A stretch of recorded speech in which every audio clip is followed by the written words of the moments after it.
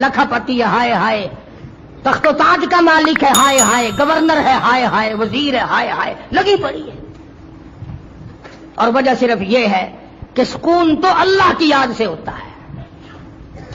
میں نے دوسرے تیسرے جمعے کو آپ کو بتایا تھا کہ دولت فرعونیت ہے، دولت قارونیت ہے، اور فاقہ نبوت ہے۔ محمد صلی اللہ علیہ وسلم کو اللہ پاک نے فرمایا میرے محبوب اگر آپ چاہیں تو میں ایسا کر دیتا ہوں، جس زمین کے ٹکڑے پہ ہاتھ تھوکے میں اس زمین کے ساتھ پردوں کو سونا بنا دیتا ہوں۔ اگر فرمایا میرے اللہ میری تو تمنا یہ ہے کہ ایک دن کھلا جو تیرا شکر ادا کروں، اور ایک دن بھوکا رکھ جو میں صبر کروں۔ اللہ والوں نے انہی باتوں کو لے کر صوفیہ کرام نے اپنے مریدوں کو سمجھایا اور انہیں طریقہ کار سمجھایا اور اللہ اللہ کرنا سکھایا اور صبر کی باتیں بتائیں۔ چنانچہ مدینہ منورہ سے باہر ایک بزرگ نکلے، عمر رسیدہ ہے، بوڑھا آدمی ہے، اور اس نے احرام باندھا۔ احرام باندھ کے کہنے لگا لبیک اللہم لبیک لا شریک لک لبیک، او میرے اللہ میں حاضر ہوں، تیرے دربار میں حاضری کا ارادہ رکھتا ہوں، چلا ہوا آ رہا ہوں، لبیک اللہم لبیک، او میرے مولا میری حاضری قبول فرما، میں تیرے دربار میں حاضری کے لیے آ گیا ہوں۔ علماء نے لکھا ہے غیب سے ایک آواز آئی، لا لبیک، تیری حاضری منظور نہیں۔ کسی نوجوان نے بھی آواز سن لی، وہ قریب آ کے کہنے لگا بڑے میاں آواز تو میں نے بھی سن لی، اتنا سفر اتنی تکلیف اٹھائیں گے جب منظور ہی نہیں، رہنے دو، پھر جا کے کیا کرو گے؟ ہائے ہائے ہائے، اللہ والا رونے لگا، وہ بزرگ رو پڑا اور کہنے لگا بیٹا تو ایک دن کی آواز سن کر گھبرا گیا، مجھے یہی آواز سنتے سنتے 53 سال گزر گئے۔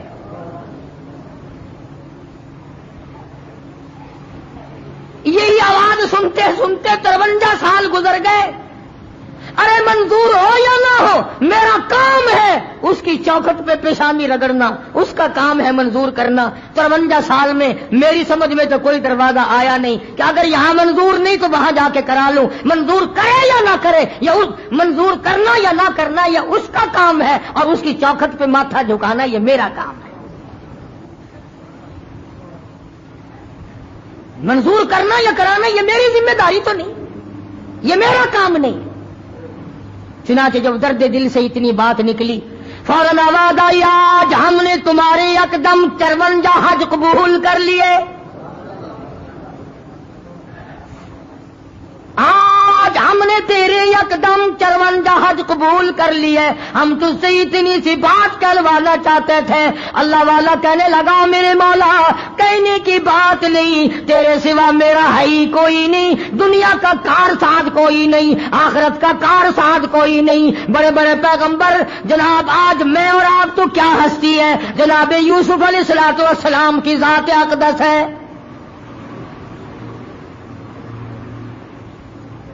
جن کی میں بات کرنے لگا ہوں نا، کوئی پیر نہیں، کوئی فقیر نہیں، کوئی ملنگ نہیں، نبی ہے نبی، اور ایسا نبی خود بھی نبی، ابا بھی نبی، دادا بھی نبی، پردادا بھی نبی۔ یوسف علیہ السلام بھی نبی، یعقوب علیہ السلام بھی نبی، اسحاق علیہ السلام بھی نبی، ابراہیم علیہ السلام بھی نبی۔ ہاں تو پوتا قادر بخش کا ہوگا، رحیم بخش کا ہوگا، ابراہیم اور موسیٰ کا ہوگا، یوسف علیہ السلام حضرت خلیل اللہ کے پوتے ہیں۔ پر اندازہ لگا تیرا تو تھوڑا سا کاروبار چلا اور کھوپڑی بگڑ جاتی ہے، گل کر کے دیکھے کوئی میں ہونے 10 دن نہ سامنے آوے کوئی، میں ہوں وزیر بن گیا میرے نال ہوش نال گل کرایو، ساڈا منڈا ہوں پولیس چ بھرتی ہو گیا، ہوں سانو کچھ چھیڑ کے وکھاویا گئے۔ 10 اور یہاں پہ حال یہ ہے جناب یوسف علیہ السلام کی ذات اقدس ہے، سر پہ تاج نبوت، پیروں کے نیچے تخت شہنشاہی، اور جیب میں مصر کے خزانوں کی کنجیاں. سر پہ تاج نبوت، پیروں کے نیچے مصر کا تخت، اور جیب کے اندر مصر کے خزانوں کی کنجیاں. ہائے ہائے. پھر بھی میری طرف دیکھو، صبح کا وقت ہے، نبیوں کی لڑی کا نبی یوں جھولی پھیلائے کھڑا ہے پروردگار کے سامنے، مالک کائنات کے سامنے جھولی پھیلائے کھڑا اللہ کا نبی. آواز آتی ہے فاطر السماوات والارض، او زمین و آسمان کے پیدا کرنے والے، اور سبزہ پیدا کرنے والے، ہوا چلانے والے، بارش برسانے والے، چاند سورج ستاروں کو چلانے ہلانے والے، اور دنیا اور آخرت کے مالک کی. فرمایا فاطر السماوات والارض، زمین و آسمان کے مالک کی.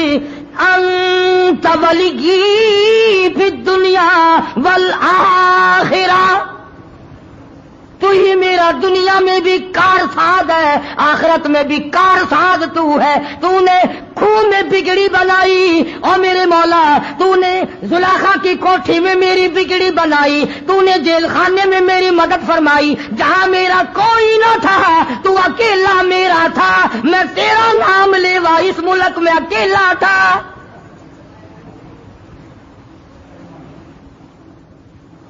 اللہ کے نبی نے جھولی پھیلا رکھی ہے، پیغمبر کی جھولی. ہاں ہاں، کروڑوں جھولیوں کو ملاؤ، اربوں جھولیاں ملا دو، پیغمبر کی جھولی کے ساتھ نہیں مل سکتی. اللہ کے نبی نے جھولی پھیلا رکھی ہے اور مانگ رہا ہے مولا سے. سبحان اللہ. فرمایا مولا دنیا اور آخرت میں تیرے سوا میرا ہے کون؟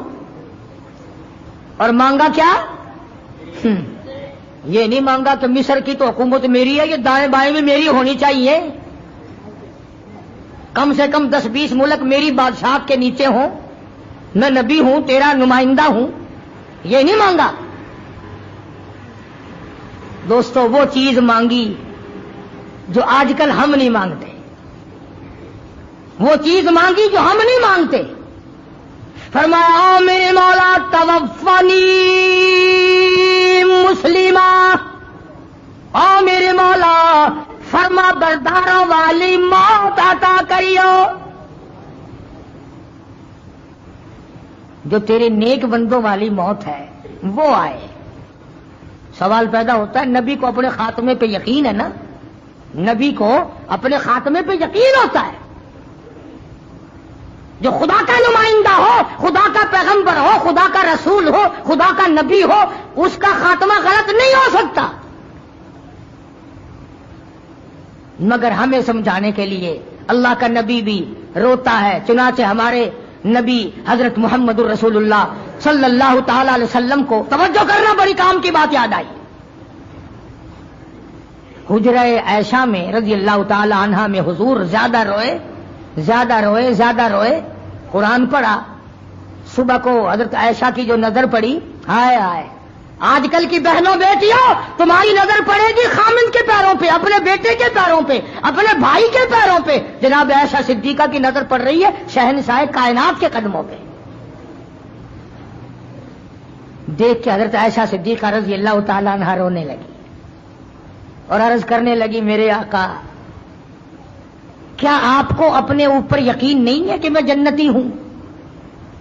یعنی اتنے جو روتے ہو، ساری رات جو کھڑے ہو کر قرآن پڑھتے ہو، آپ تو امام الانبیاء ہیں، آپ کے صدقے میں تو لوگوں کو جنت ملے گی، آپ کے صدقے میں امت کی نجات ہوگی، آپ اتنے کیوں روتے ہیں؟ کیا آپ کو اپنے خاتمے کا یا آخرت کا یقین نہیں؟ جبکہ قرآن میں اعلان بھی ہو گیا لیغفر اللہ ما تقدم من ذنبک.